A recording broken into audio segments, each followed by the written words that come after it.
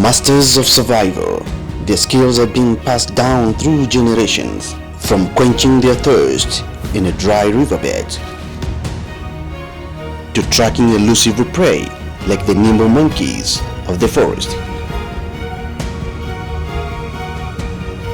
and even the powerful baboons hunted with unmatched precision.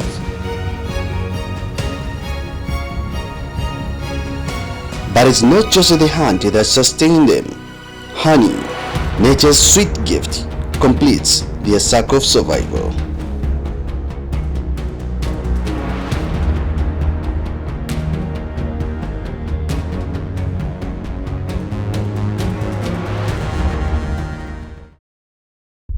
Hunter-gatherers sometimes take significant risks to obtain honey.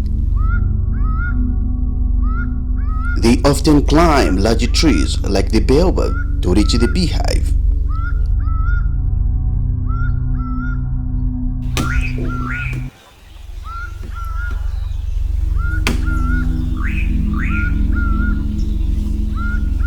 To do this, they use sticks as a makeshift steps.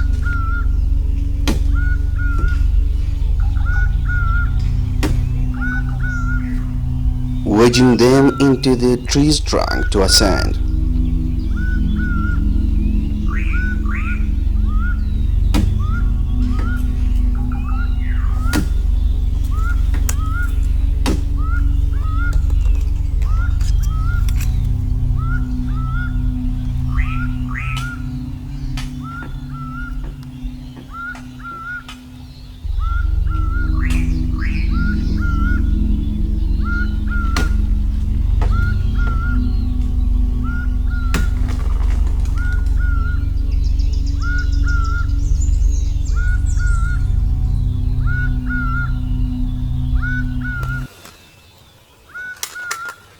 This is what I built in Baobab.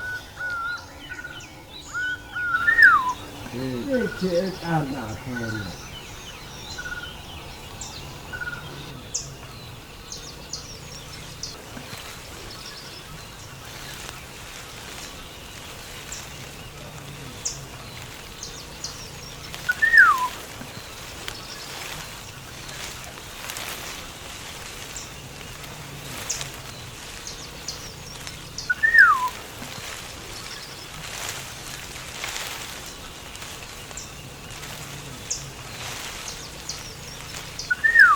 Once they reach the hive, they carefully dig into the Baobab to access the honey. To deal with the bees, they use smoke to chase them away, reducing the risk of being stung.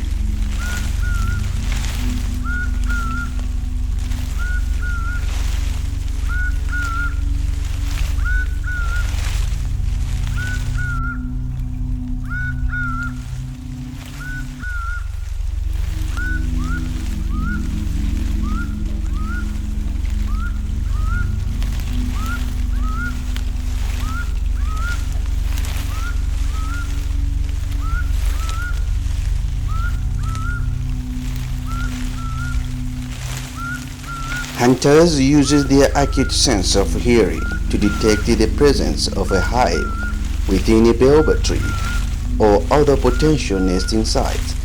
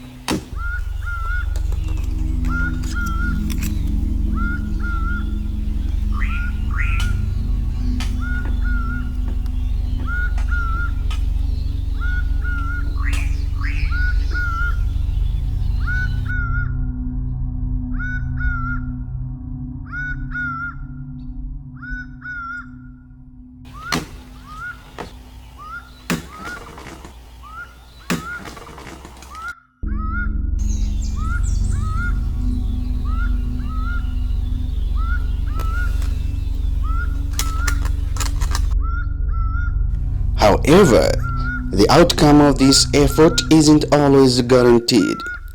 Sometimes they find rich honeycombs filled with sweet honey, making the risk worthwhile.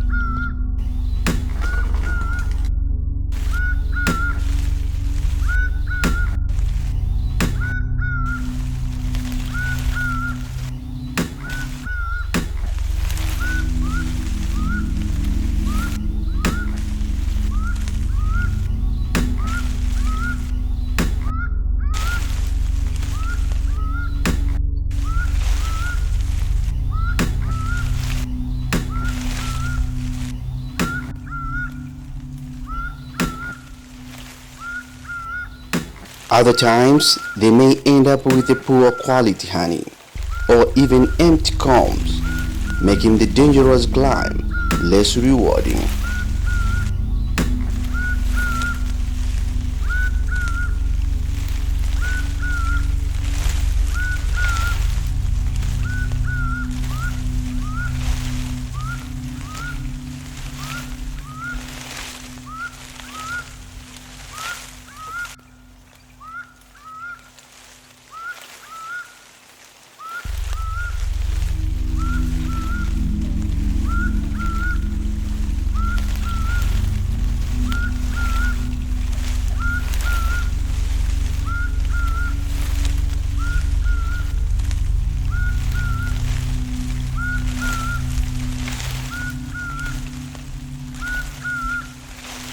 Hunters have developed keen observation skills and a deep understanding of their environment, which help them locate baobab trees with beehives. To find a baobab tree with the beehives or any other tree,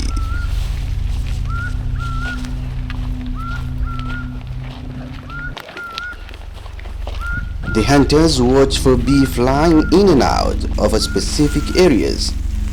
Bees tend to follow consistent flight paths when they are collecting nectars and returning to their hives.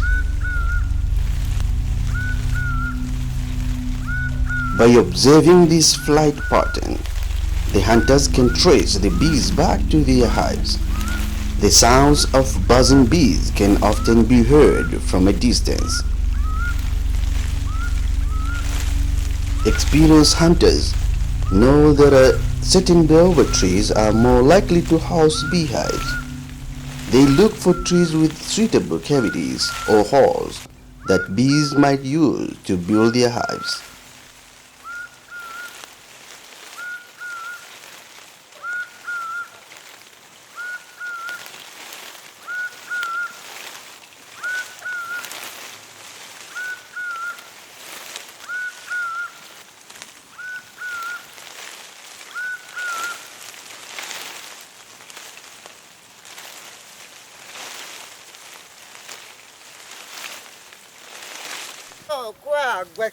The Hadzabe are familiar with their territories and often return to trees where they or others have previously found hives.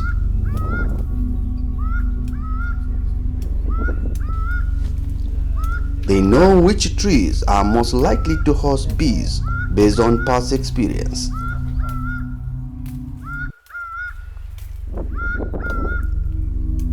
In some cases, the Hadzabe follow the greater honeyguard bird, a species known for leading humans to beehives. The bird makes specific calls and movement to attract the hunter's attention and guiding them to a hive. In return, the hunters often leave some honeycombs for the bird, creating symbiotic relationships. Using these methods, hunters can locate the hives even in the vast and challenging terrain they inhabit.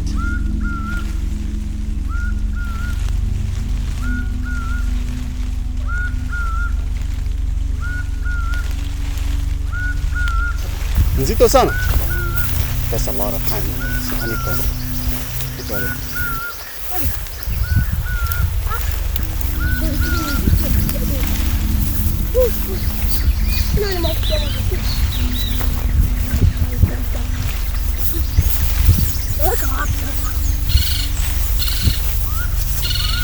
Kwenye kivuli. Anywhere there is shade. Yeah, maybe there.